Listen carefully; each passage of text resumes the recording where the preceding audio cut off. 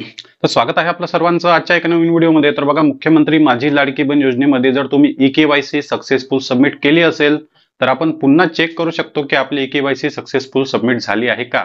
आता बघा, या टॉपिकवर ऑलरेडी भरपूर व्हिडिओ आलेले असेल, पण हा व्हिडिओ त्या लोकांसाठी म्हणजे त्या बहिणींसाठी सुद्धा महत्वाचा आहे ज्या बहिणींनी या फ्रॉड वेबसाईटवर ई-के-वाय-सी केलेली होती। आता त्यांची ई-के-वाय-सी तर सक्सेसफुल सबमिट झाली, पण गव्हर्नमेंटच्याच वेबसाईटवर झाली आहे का हे सुद्धा महत्वाचे आहे। तर बघा, प्रोसेस एकदम सोपी आहे, तुम्ही पाहिली असेल। एक वेळ तुम्हाला थोड्या वेळेमध्ये लगेचच क्लिअर करून सांगतो। मुख्यमंत्री माझी लाडकी बहीण योजनेची जे काही ऑफिशियल वेबसाईट आहे ते ओपन करायची, त्यानंतर या ठिकाणी क्लिक करायचं की मुख्यमंत्री माझी लाडकी बहीण योजनेसाठी ई-के-वाय-सी करण्यासाठी या ठिकाणी क्लिक करा। या ठिकाणी क्लिक केल्यानंतर बघा, या ठिकाणी आता ई-के-वाय-सी कोणाची केली आपण, लाभार्थी बहिणीची।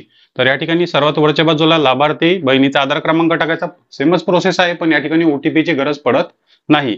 त्यानंतर कॅप्चा कोड टाकायचा, कॅप्चा कोड टाकल्यानंतर या ठिकाणी सहमती द्यायची आणि ओटीपी पाठवावर क्लिक केल्यानंतर तुमची जर ई-के-वाय-सी सक्सेसफुल सबमिट झाली असेल तर या ठिकाणी डायरेक्ट अशा प्रकारे ऑप्शन येईल की तुमची ई-के-वाय-सी यशस्वीरित्या आधीच पूर्ण झालेली आहे, तुमची ई-के-वाय-सी आधीच पूर्ण झालेली आहे, अशा प्रकारचं ऑप्शन तुम्हाला दिसून येईल।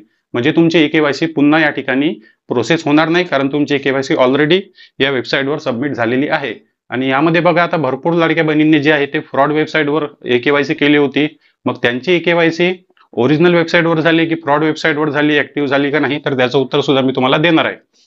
कारण बघा, जे काही hubcommute.in नावाची फ्रॉड वेबसाईट होती, त्यांनी काय केलं होतं, जे काही फ्रॉड करणारे लोक होते त्यांनी जे मुख्यमंत्री माझी लाडकी बहीण योजनेचं सर्व्हर हॅक केलेलं होतं, पण तुमची ई-के-वाय-सी जी आहे ते ओरिजिनल वेबसाईटवरच सबमिट होत होती। कोणत्या, जे काही ओरिजिनल मुख्यमंत्री माझी लाडकी बहीण .gov.in जी ही ऑफिशियल वेबसाईट आहे त्याच वेबसाईटवर तुमची ई-के-वाय-सी जात होती, पण वरच्या बाजूला तुम्हाला महाराष्ट्र.gov.in न दिसता hubcommute.in दिसत होतं। मग यामध्ये काय होत होतं की तुमचा जो काही डाटा आहे, आधार क्रमांक आहे, तुमचा ओटीपी, तुमचा आधार क्रमांक, तुमचा डेटा जो आहे तो फ्रॉड लोकांकडे जात होता, पण तुमची ई-के-वाय-सी जी आहे ते शासनाच्याच वेबसाईटवर सबमिट होत होती। त्यामुळे या बहिणींना सुद्धा कन्फ्युजन झालेलं होतं। त्यामुळे तुम्ही जर ई-के-वाय-सी केली असेल तर तुम्ही आता ओरिजिनल लिंकवर क्लिक करून जी आहे ती तुमची ई-के-वाय-सी सक्सेसफुल सबमिट झाली आहे का अशा प्रकारे चेक करू शकता, आणि असाच पॉपअप तुम्हाला 100% येणार।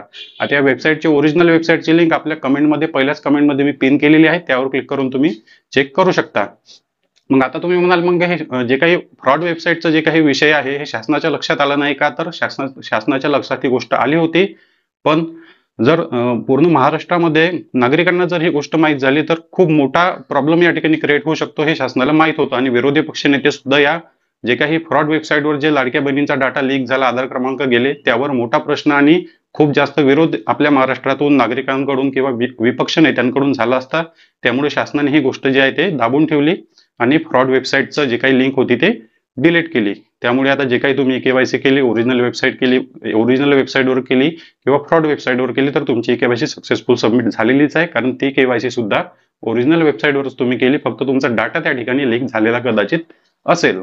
त्यामुळे काळजी करण्याची गरज नाही। अशा प्रकारे तुम्ही सोप्या पद्धतीने तुमचा आधार क्रमांक, कॅप्चा कोड, त्यानंतर ओटीपी पाठवावर क्लिक केल्यानंतर अशा प्रकारे डायरेक्ट तुम्हाला पॉपअप येईल आणि तुमची ई-के-वाय-सी सक्सेसफुल सबमिट झालेली आहे।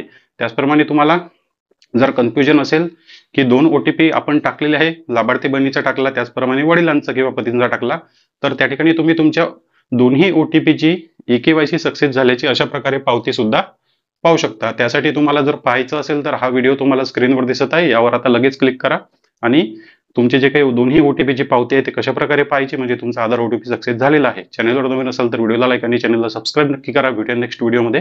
धन्यवाद।